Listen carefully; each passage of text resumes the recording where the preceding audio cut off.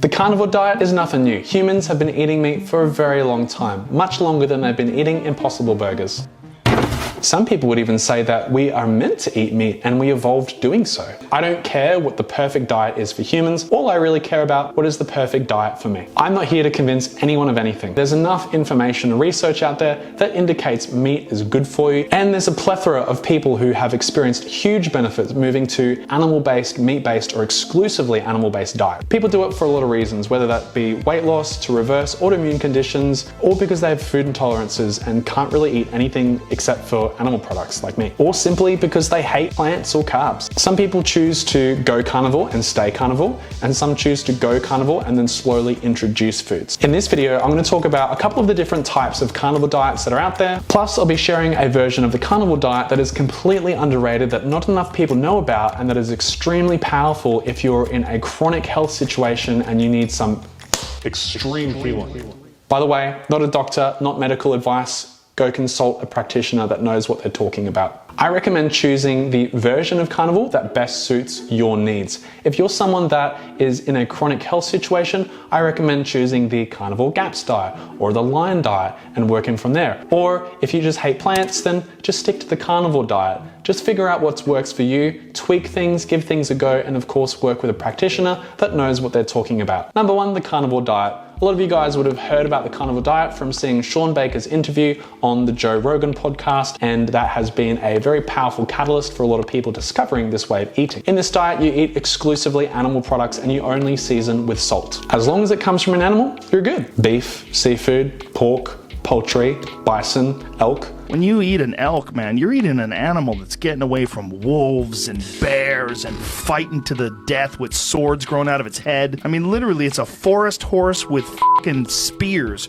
growing out of its head. Lamb, eggs, dairy, organs. Add a bit of salt for seasoning and you're good. 2, I call it Carnivore Diet Plus. This is where you do the original carnivore diet, but you add things like spices, herbs, and maybe coffee if you want to. Number 3, Ketovore. This is not so much a carnivore diet, but it kind of fits into carnivore-ish or part-time carnivore, whatever. And this is not exclusively animal-based, but it's predominantly animal-based. So you have your base as animal-based foods, and then you include some plants that you can tolerate. A lot of people do low-carb vegetables, green leafy vegetables, low-carb fruits, nuts and seeds, that kind of thing. As long as it's keto-friendly and it's not junk food keto, then you're good to go. Number 4 is smashing that like button and subscribing if you want to see more videos. Number 4, the lion diet. Some people can't tolerate eggs, pork, dairy, fish, poultry. So what are you bloody left with? Ruminant meat, beef, lamb, bison, elk, kangaroo, all things from animals that eat grass. This diet was popularized by Mikhaila Peterson, and she was able to reverse autoimmune conditions,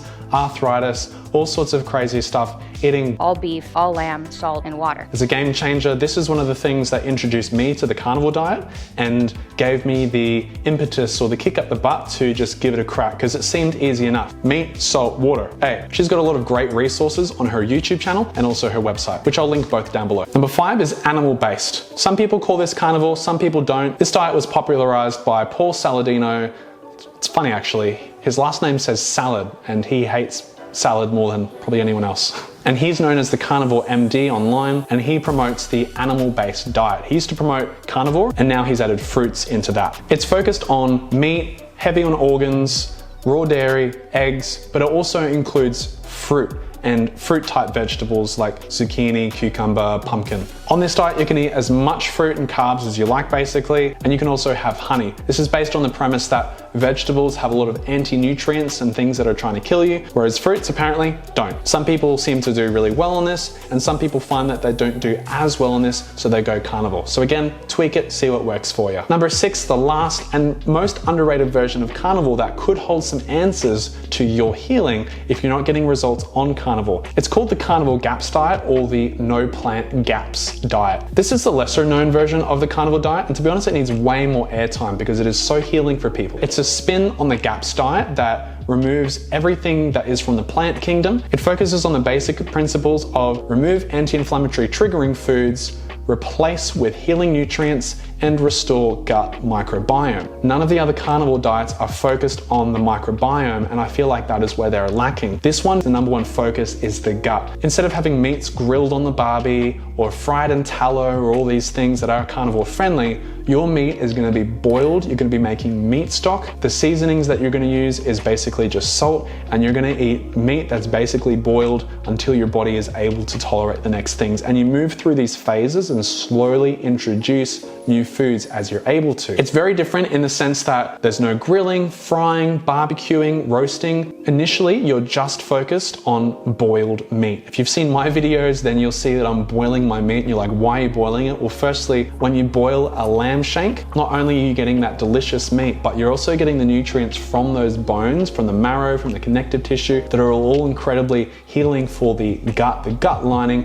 anti-inflammatory, so good for you. You're getting all those good things that you wouldn't get if you would normally roast it. So you boil the meat in water with a bit of salt. I've got a recipe on my page, link down below, and it tastes delicious as well. So you get that meat stock plus you get the meat, and then you just drink and chug that meat stock all day. Then you introduce things like probiotic or fermented dairy, stuff that you make at home. So you make like fermented yogurt that's been fermented for 24 hours. You can do kefir, you can do raw sour cream and all these sorts of things, and slowly build up your tolerance to including more of that in your diet. Then you add raw egg yolks and you add organs, and as you can, then you can add ghee, you can add butter, you can add more animal products and fish, and your repertoire expands, and then you move into the GAPS intro diet, and then if you want to, you can move into full GAPS, or you can just hover on carnivore if you really dig that. I know carnivore GAPS has healed even the most unhealable ulcerative colitis, even learning disabilities, autoimmune conditions, mental disorders, all sorts of crazy things, and I've seen stuff